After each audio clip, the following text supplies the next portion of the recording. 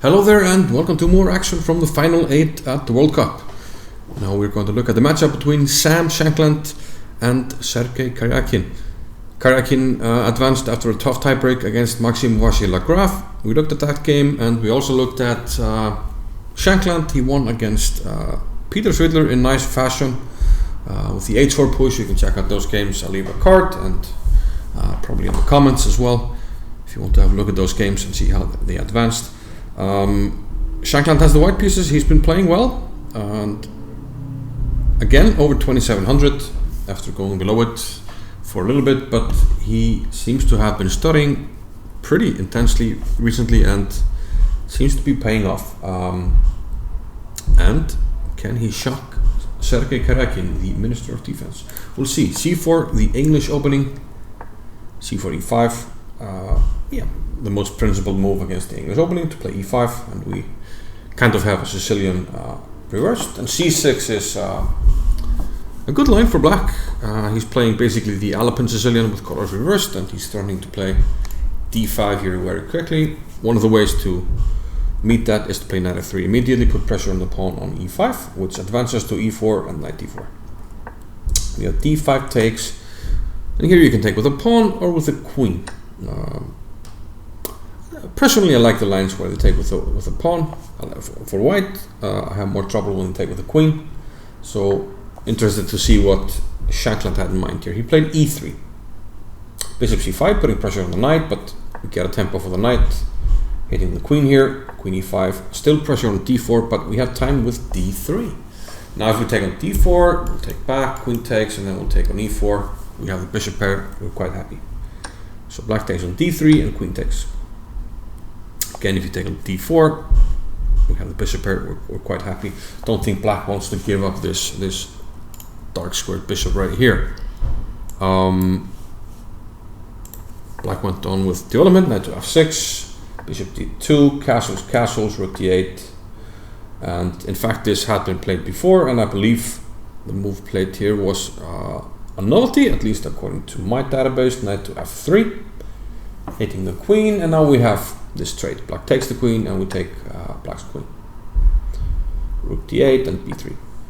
So not much going on in the opening, but we do have an imbalance that might move into the middle game. White very often fancies at a later stage pushing this pawn majority, but for now both sides try to finish development. Bishop to E6, bishop to B2, and knight goes out to A6.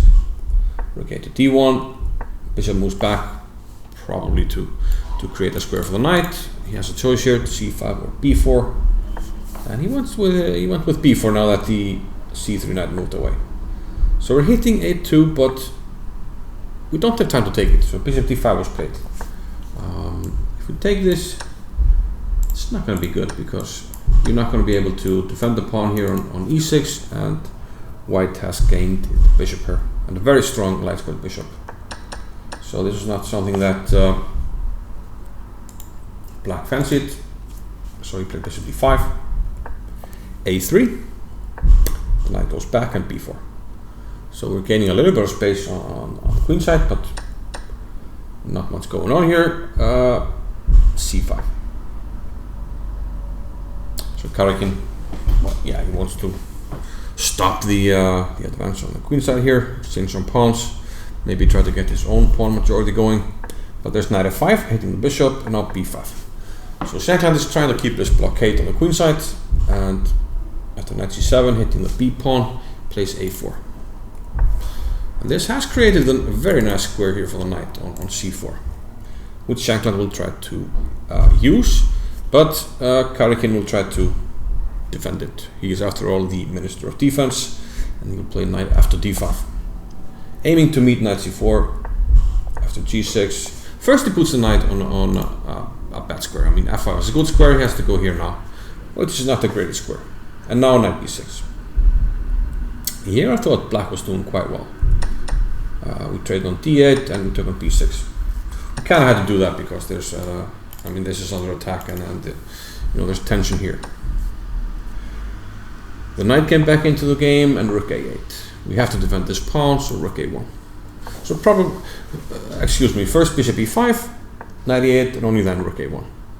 So this must be around equal. I mean, there's not much going on. I mean, white has a pawn majority on the king side, but there's still pressure on the a-pawn and stuff like that. So f6 by Karjakin. He wants to bring the king into the game. Very solid play. King f7.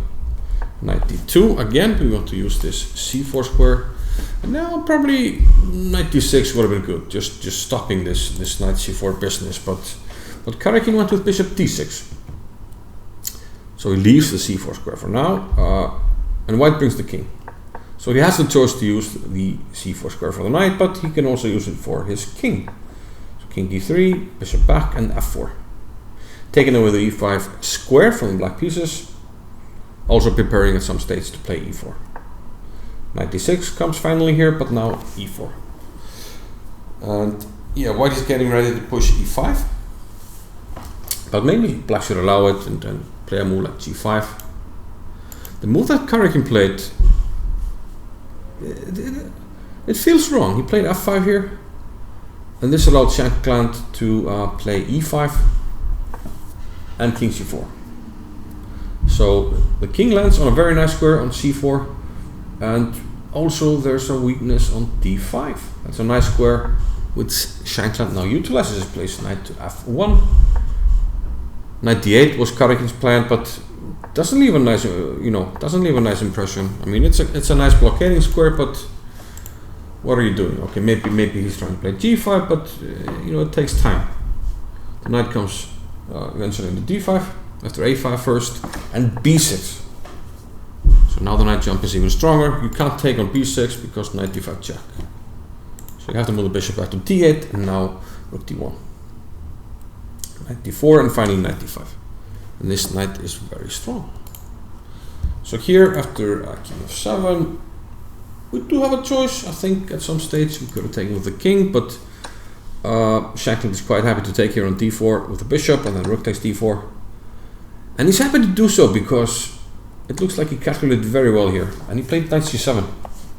And this you can't play unless you calculated really well. Now the threat is to get the rook into d7.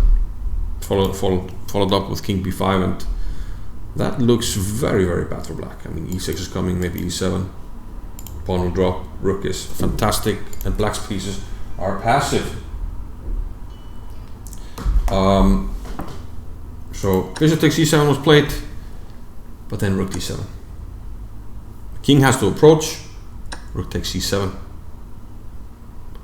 And now you have a choice. Do you want a really bad rook endgame? Rook b8. It's too passive.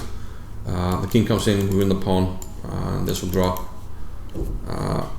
Unplayable. But this is also lost. King d7 picks up the pawn, but we get the a-pawn. King takes c7, king takes a5. And this is simply lost. King c6, king b4. And the problem is we can't play b5 because we'll simply play e6. Eventually you'll have to go for the pawn, and not only do we have the opposition, we also have extra moves here, tempo moves if we need them. So basically a lost endgame and well calculated and seen by Shankland. King b6, king c4, king back, king d4, then after b5, h3. Karjakin resigned. The king is coming into d5. Not much to be done here. Maybe push king c4 first and then e6. And even if black had b3 here, we saw a similar endgame yesterday where we even promoted to a rook here to be cool. The same thing applies here. Of course you could have taken the pawn, but just to demonstrate how lost this is. So a fantastic win by Shankland. Can he do it? Can he pull the upset? I mean, not a huge upset. He's on the upside, but Karjakin high rated and has tremendous experience. Can he pull back tomorrow? I guess we'll see. I mean, I like Karjakin, but I'm rooting for Shankland. I do enjoy his videos, and yeah, his chessable course is fantastic.